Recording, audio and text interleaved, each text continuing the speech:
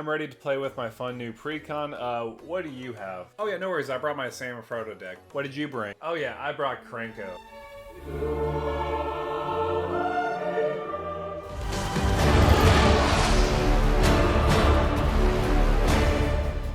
If you want to support the channel directly and get some sweet perks, consider joining the Patreon. If you want to get early access to videos or even some deck help, Patreon is where it's at. And so without further ado, let's get back into the video. Every year, Magic the Gathering gives us something new mechanics, new keywords, new commanders with 6 paragraphs of rules text. Every other week when we go into another spoiler season, we melt our minds away at the newest and most powerful commander, and we think to ourselves, well, it can't get any more powerful than this, power creep has struck again. But for some reason, just like a cockroach in a nuclear war zone, Krenko is here, and he still smashes tables.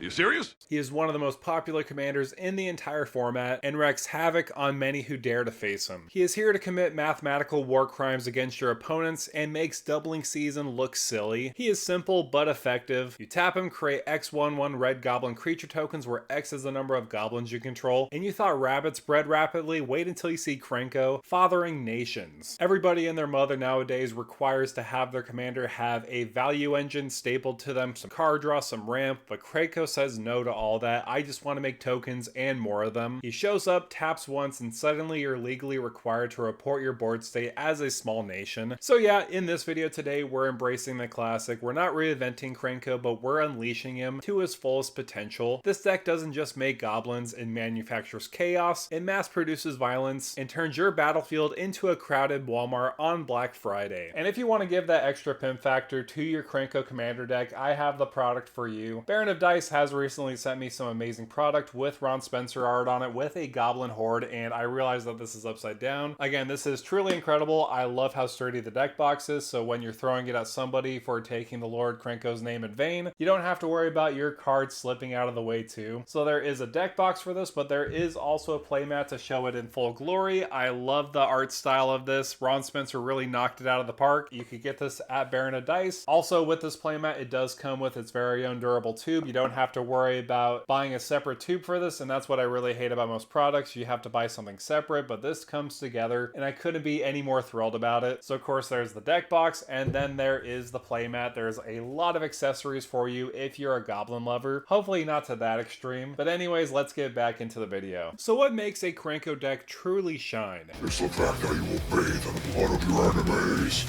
And trust me, that's just the beginning. So of course Krenko is king and basically the mob boss of every goblin. But of course let's talk about the real stars of the deck. The grunts, the lackeys, the ones that'll help make sure the crime family stays in place. I like to kind of think of them as groups. You have a lot of token generators. These goblins are essentially your assembly line, just in case Krenko meets too much removal. You have Legionnaire War Boss. When on combat, you'll make a 1/1 red goblin creature token and it will gain haste until on a turn. The same can be applied for Squee Dubious Monarch. When he does attack, you make a 1/1 red goblin creature token that's tapped and attacking. There's a lot of these type of effects that you can utilize in the deck. There's also Enters the Battlefield triggers with Siege Gang Commander. When it enters, you make 3 1/1 red goblin creature tokens and you could sacrifice them to deal 2 damage to any target. But I would say the best one out of the bunch, the one that deserves the biggest promotion, is Siege Gang Lieutenant. At the beginning of combat on your turn, if you control your commander like Krenko, you make 2 1/1 red goblin creature tokens. Those gain haste until on a turn, and it also has that sacrifice-like ability like the other lieutenant to deal damage. I do like both of these versions mainly because they could act as a win con if you have enough mana. Speaking of mana, definitely includes Skirk Prospector. You sacrifice a goblin, add 1 red mana. That is perfect for Krenko if you need a big burst of mana. Just sacrifice a lot of goblins and then there you have it. But of course in the hierarchy of goblins, you have a lot of different leaders that will keep the goblins in check all the while boosting them up. You have the Hobgoblin Bandit Lord, which will increase your goblin stats to giving them +1/+1 and can act as a win con with its tap ability, depending on how much goblins enter the battlefield. You also have Goblin Chieftain, which will grant haste to all your other goblins and give them +1/+1. You also have Rundvelt Hoardmaster, again that anthem of giving them +1/+1, but when they do die, it acts as card advantage. Speaking of card advantage, if you don't include Skull Clamp, you are doing it wrong. You can equip a 1/1 Goblin to Skull Clamp, making it die instantaneously, then draw 2 cards. Simple enough. Skull Clamp is a mistake of a card, but of course in a Goblin deck deck like this, it's going to give you insane amount of card advantage. Besides that point, one of the best Goblin lords you could include in this deck would be the Goblin King. Other Goblin creatures get +1/+1 and have Mountain Walk, so they're unblockable as long as defending player controls a mountain, so this could be pretty mean. But of course, in the hierarchy of a mob, people try to overthrow each other, and some even dare try to overthrow the Goblin King like Krenko himself, so that's why you need somebody who's willing to take out the trash like Goblin Trashmaster. He will buff up all your goblins, but if they get too close to the sun, you could sacrifice them to destroy a target artifact. But in any empire of the mob, you absolutely need to have the Godfather, which would be Muxus in this deck. When he enters, he will suddenly make it a family reunion. One drop and your opponents are basically going to be praying for mercy and trying to kiss your feet. So with the sheer number of goblins this deck churns out, it basically puts every other token doubling deck to absolute shame. So alright, we got this factory running, we're churning a huge amount of goblins onto the battlefield, but how do we actually win? Of course, we could swing in for combat damage with a huge army, but there's a lot of other ways we could win too, and that's where the real fun begins, because when your army is this big, your goblins don't just swarm the battlefield, they swarm your opponent's life total. So let's break down some of the win cons that turns all this chaos into victory, and start off with Impact Tremor-like effect. So of course you have Impact Tremors. When a creature enters the battlefield under your control, you deal 1 damage to each opponent. It honestly feels like every other month they're making this type of effect stapled onto a new creature or artifact or enchantment. One of the better options would absolutely be General Crete, the Boltbringer. She will produce goblins on the battlefield when you attack with them, and of course it does have that Impact Tremors-like effect of dealing 1 damage to each opponent depending on how much goblins enter the battlefield. Of course you have the honorary goblins like Witty Roastmaster or even Perforos, God of the Forge. Technically they're not goblins in the deck, however the family will allow them for dealing so much damage to our opponents. I do like Perforos just a little bit more, mainly because he has that activated ability of buffing up our goblins for victory, swinging at our opponents. So Impact Tremor-like effects are kind of obvious, because with Krenko, let's just say you have 5 goblins on the battlefield and you have a Perforos, well, you just tap Krenko, make 5 more goblins on the battlefield, and you're dealing 10 damage. Sweet, simple, to the point, but of course there is a lot of other ways you could win the game. If you had something like Shared Animosity, if you have like 10 goblins on the battlefield, they're going to get +10/+0 as long as they're attacking. But I will be honest, there's a ton of ways you could combo out with Krenko with a lot of different goblins in the deck. Here's one of my personal favorites that will be an infinite goblin loop. You will utilize Skirk Prospector, Goblin War Chief, and about 3 other goblins to start out with Krenko on the battlefield. So first you tap Krenko, he will double the number of goblins you control, so now additional 6 goblins will hit the board. You sacrifice Krenko and 4 other goblins to Skirk Prospector. That will generate enough mana to recast Krenko from the command zone. You'll tap him again, and now you have 8 new goblins. You repeat the process of sacrificing Krenko and 6 goblins to Prospector, recast Krenko, tap for 10 goblins, sacrifice him and 8 goblins, recast, tap for 12, and so on. Each iteration will add more goblins than the last, and with this combo you will have a infinitely large goblin army that you could swing in with, and then your opponents will eventually cast a fog with, and then on their turn they'll just cast a board wipe, and then you'll just be sad. But of course if they don't do that, then hey, you'll just win the game. So there you have it, Krenko Mob Boss, the ultimate goblin chaos engine. We've got the factories churning out goblin tokens, a lot of the different lord effects that will make our goblins huge, and the punishers that will make sure your opponents regret every life decision they had at this point. This is pure chaos, pure fun, and yeah, it's pretty much unfair. I mean, that's basically every Krenko deck ever, and this is pretty much your standard Krenko deck, but I wanted to give an update, especially in 2025. I do have a deck list down below in the description, adding a lot of the different new toys that goblin decks can utilize. So with all that said, make sure to like, share, and subscribe to the channel, and with that out of the way, thank you for stopping by.